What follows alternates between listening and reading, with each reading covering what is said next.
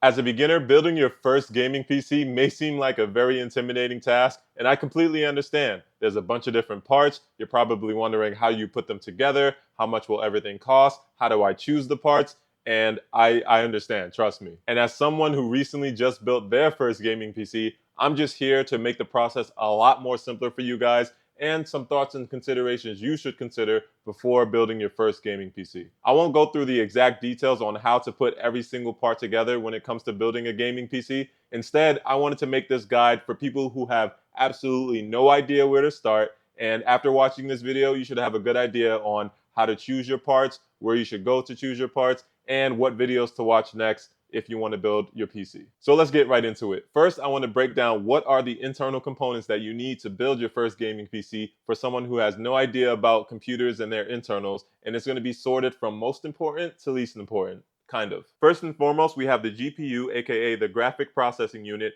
and it's responsible for showing any type of visual information for your computer, like games or UI. This powers everything visual. Next up, we have the motherboard. All of the internal components that you see in any PC is connected to the motherboard. The motherboard acts as an interface so that all of the components can talk to each other, share information, and share power. And we have the PSU, or power supply unit. This pretty much supplies power to all of the components in your PC. Next, we have RAM, aka random access memory. This is pretty much the short-term memory that your computer uses whenever it's doing any kind of computations on the fly. And when it comes to long-term storage, then you need a hard drive or SSD like this one. Next up is the actual case for your PC, which houses all of these components. And lastly, we have the peripherals, things like your monitor, keyboard, and mouse. Pretty self-explanatory. Now we're going to move on to where this guide truly starts, and that's how to choose your parts and things to consider. Choosing the parts for your first gaming PC is probably the most daunting step. There are so many options and companies to choose from. There are so many specific configurations that you need to get everything right,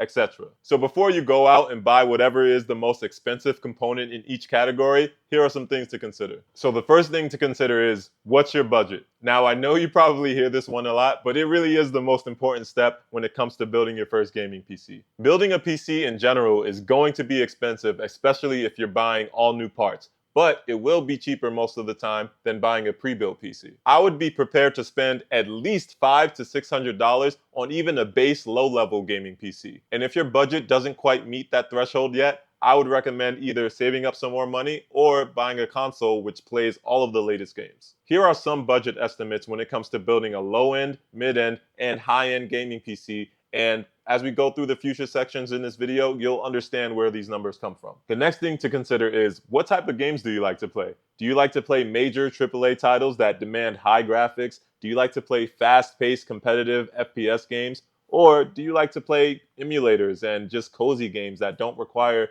too much graphics? The reason I ask is because if you like to play all of the games that are very graphically demanding, like Elden Ring, Starfield, and Destiny, then you're probably going to need to build a little bit higher end gaming PC in order to get the best experience out of those games. Specifically, you're going to need to spend more money on things like your GPU and your monitor, and we'll get more into that later. But if you play games that aren't very graphically demanding, then you can save a little bit of money and build a lower end gaming PC, and you'll still be able to play all of your favorite games. The next thing to consider is, what resolution do you want to play at? And this kind of goes hand in hand with the previous question. Now, some of the common resolutions that people game at are 1080p, 1440p, and 4K. Resolution just means how many pixels are on your screen, and the more pixels that you have, the more details and quality that you can see in your games that you're playing most of the time. If you're cool with playing all of your games at 1080p, then you can save some money because your GPU doesn't need to work as hard as some of the higher end GPUs to push all of those pixels. But if you want to play games at the highest quality, which is 4K,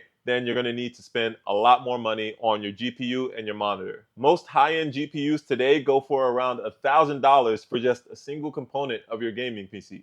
Yeah, so you can probably see how things get so expensive. For me, I chose to build a mid-range gaming PC, which is able to play games at 1440p, high refresh rates, no problem. My build cost around $1,400 to $1,500, and I'll make sure to leave all of the components that I used in the description below if you want to build a gaming PC just like mine. Now we're going to go through every main component of your gaming PC, and I'm going to walk you through what things you should be thinking about or considering before choosing a component. Starting with the GPU, the most important component for any gaming PC. You're going to want to spend most of your money here because it determines what games you're able to play and what quality settings you'll be able to play them at. The main three companies that make GPUs are nvidia, AMD, and Intel. And I'll make sure to put on the screen some examples of low, mid, and high-end GPUs. As stated before, you want to choose a GPU based on your overall budget for your gaming PC. For me, I chose the nvidia GeForce RTX 4070. It's a good mid-range GPU, it's very power efficient, and as a bonus, I love that it has hardware encoding, which means that it can translate information for videos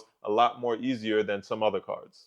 Next up, we have the CPU. Now, choosing a CPU is a lot easier once you've already figured out what kind of GPU that you want, because all you really want to consider is to make sure that your CPU isn't bottlenecking your GPU's performance. If your CPU isn't powerful enough and becomes the bottleneck, that means you won't get the best performance and quality out of your GPU in the games that you're playing. Now, there's a bunch of common GPU and CPU configurations, and I'll make sure to leave a link to that in the description. But I also found this nifty website that's able to calculate if your CPU and GPU combo have a bottleneck, and I'll also make sure to link that somewhere in this video. The major companies that make CPUs are AMD and Intel. For my build, I chose the AMD Ryzen 7000. It's a good CPU, doesn't bottleneck the GPU at all, and yeah, it does what it needs to do. Next up, we have the motherboard. Now, your motherboard has to be compatible with whatever CPU that you chose, and you'll notice this is a theme when choosing your gaming PC parts. Your motherboard also determines things like how many USB ports that your computer supports, does it have Wi-Fi in the chip, Bluetooth, etc. So you want to make sure to choose a motherboard that has all of the features and ports that you want and is also compatible with your CPU. Now, there are also different size motherboards. There's standard ATX, micro ATX, mini, and nano. And this pretty much determines how big your computer is going to be. If you want a small form factor PC, then you're going to have to go with a smaller motherboard to fit in that case. For beginners, I recommend going with the standard ATX motherboard. It's the easiest to put together and supported by a lot of cases. Some of the companies that make motherboards are MSI and Asus. And for my build, I chose this MSI Pro B650P Wi-Fi enabled motherboard. It has all of the ports that I want and all of the features that I need. Now let's talk about the case for your gaming PC. Unfortunately, I don't have the big box that my case came in, but picking a case for your gaming PC is mostly up to personal preference. All you want to do is make sure that your case supports whatever motherboard that you chose in the previous step. For my build, I chose this case from Lian Li. It fits my standard ATX motherboard, and as a bonus, it came with integrated fans on the front, so I didn't need to buy any extra fans to cool my gaming PC. Speaking of cooling, you're going to need something to keep your CPU from overheating. Now, cooling can get a little bit complicated. There's things like AIOs and water cooling, but I recommend as a beginner to stick with air cooling because there's no performance benefit by choosing something fancy like a water-cooled PC or AIO. It just looks cooler at the end of the day. Some CPUs already come with their own cooler, but mine didn't, so I picked up this Deep Cool CPU cooler. It comes in all black, and I really liked it for my build. Now let's move on to what to consider when choosing your PSU or power supply unit. There's really no need to overthink when choosing a power supply. All you want to do is make sure that it has enough wattage to support all of your other components in your gaming PC. Now you're probably asking, well, how do I determine how much wattage my components are using currently? For that, you can use a website like PC Part Picker, plug in all of your components, and it will tell you what is the estimated wattage for those components. One more thing to consider when you're shopping for power supplies is that you may see things like gold certified, silver, and bronze, and you have no clue what that means, right? Basically, these ratings tell you how efficient is your power supply at getting power from your wall outlet and putting that into your computer. For this, I would stick with either gold or platinum certified PSUs because they are the most power efficient. For my build, after plugging in all of my other components, I chose this Corsair RM750E power supply. It's gold certified and it does what it needs to do. Now for the RAM. Do not get anything less than 16 gigabytes of RAM for your gaming PC. I'm going to say it one more time. Do not get anything less than 16 gigabytes of RAM. Having less than 16 gigabytes of RAM nowadays may prevent you from playing the higher end games out there, and RAM is relatively cheap compared to the other components, so I recommend getting a little bit more. For my build, I chose to get 32 gigabytes of DDR5 RAM, and I made sure that DDR5 was compatible with my motherboard by reading the specifications on the motherboard itself. Without getting too complicated, DDR5 is a little bit better and faster than DDR4, so I would get DDR5 if you can. Moving on to storage, if you want your games and operating systems to have fast loading times, then you want to choose an M.2 NVMe SSD drive to put directly into your motherboard like this one. Now, the main thing to consider here is how many games do you want to have downloaded onto your PC at the same time. So the bigger storage device that you get, the more games that you can have at the same time. For me, I don't play too many games at the same time, so I was fine with this 1TB SSD. But if you play a lot more games and want to have them downloaded all at the same time,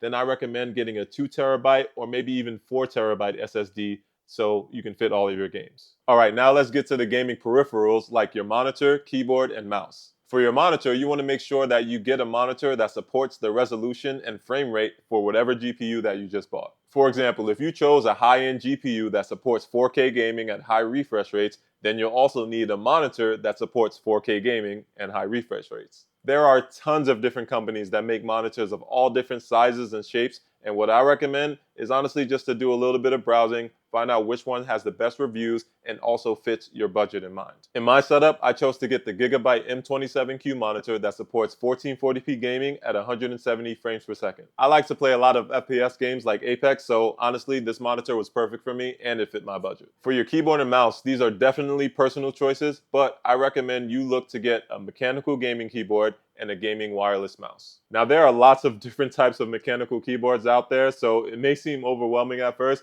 What I recommend is going out and trying a few, see how they feel, see if you like it. But what really matters is that it feels good to you and it's highly responsive whenever you're playing games. I chose to get this mechanical keyboard from a company named Keychron, and I really like the design of it, and it allows me to connect to multiple devices as well. When I'm not gaming, I usually use this in the wireless mode, and it just makes my setup a lot cleaner. But when I am gaming, I plug it in to get a better response time. Now for the mouse, again, this is a personal choice, but I chose to get the Logitech G502X Plus. It's a wireless gaming mouse, has all the buttons and features that I need, and I really like the design. Now that we're done with the section on how to choose your parts and what things to consider when you're picking them, I'm gonna move on to where to actually get those parts. Thankfully, there are so many different places you can buy PC components from, whether it be online or in store, and it really depends on where you're located at. I'll make sure to put a list of popular stores to get PC components from, but some of my favorites for online are Newegg and Amazon, and in-store in person are Best Buy and Micro Center. When you're shopping around, you really just want to choose whichever store has the cheapest price for each PC component. And a lot of stores nowadays have price matching, so if you have a store that's close and more convenient for you to go to, you can check if they can price match with something that you found cheaper online, and that way you can get the best deal. Once you've bought all your parts and they finally come in through the mail or another store, it's time to put it all together. Even though assembling all the PC parts may seem like the most intimidating part, I actually think it's the easiest, especially if you have a case that's nice and big and easy to work with. As long as you take your time and make sure to read the instructions for your case and your motherboard, you'll be good. It's really like putting a Lego set together, honestly. And if you get stuck and need help, odds are there are plenty of videos online of someone doing a build with your exact case. I recommend typing the name of your case in on YouTube and see what other videos may pop up. And last but not least, I highly recommend you to get a toolkit like this iFixit kit. I bought this kit with my own money. This is not a sponsorship. And the reason I love it is because the tips are magnetic, so it's a lot harder to lose those tiny screws that you have when you're building your gaming PC. And if you need to get to those hard to reach places in your PC build, it has this really cool attachment that can get to anywhere that your fingers can't.